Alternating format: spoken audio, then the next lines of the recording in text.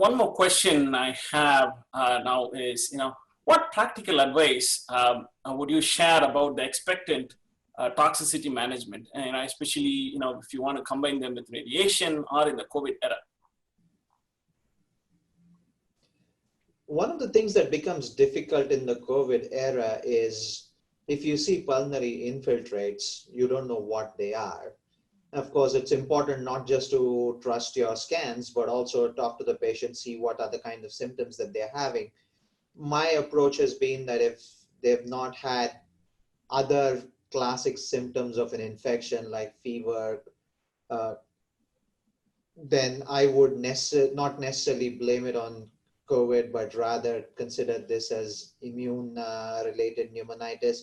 And I would have intermediate threshold for stopping the immunotherapy, because yes, it is very beneficial, but at the same time, you don't want the pneumonitis to get out of hand. So I would monitor them closely, check their symptoms, monitor that. And this becomes even more important when setting those patients that we give thoracic radiation to. So it's something that you have to be very clinically alert in distinguishing between the pneumonitis due to checkpoint inhibitors, due to radiation, if you offer them thoracic radiation, and now with COVID. And I'm not aware of any CT scan findings that would differentiate one from the other, except that radiation pneumonitis is within the radiation field. And if you see something outside, you have to worry about other things. So that is one practical aspect. The other thing is we've been taught that we have to use steroids for immune checkpoint inhibitor induced toxicity. And at the same time, we have to be a little concerned about the possibility of higher doses of steroids affecting the response rate to the treatment. So that's a fine balance. What I tend to do is if I have a patient who is overtly symptomatic, then I would stop the checkpoint inhibitor, start them on steroids, and try to wean them off steroids as quickly as possible. Of course, understanding that some of these patients need a much longer taper, and then hold them off. And whether or not to re-challenge with the immunotherapy drug depends upon how severe their initial symptoms were and how quickly they respond to steroids.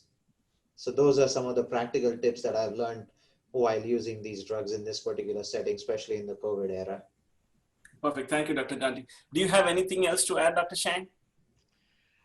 I think that these drugs are very well tolerated. The grade 3, 4 in the studies, adverse events were really in the 2 to 5% range, with rash and hepatitis, colitis, the main things that people were worrying about. Obviously, we do worry about pneumonitis.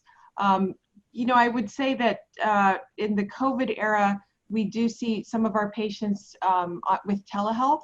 And just to follow what Dr. Ganti said, these are patients probably that would be better not being seen by telehealth, but in person. So you can really evaluate their oxygen saturation, their vitals, and listen to their lungs and see how they're doing. With regard to the steroids, many of our protocols look at allow patients who are on prednisone of 10 or the equivalent or below to be on trial at getting immune checkpoint inhibitors. And there's certainly been data within that realm to show that seems to be okay. And re-challenge is possible, although I do think that you really have to be careful. Depends on the type of event.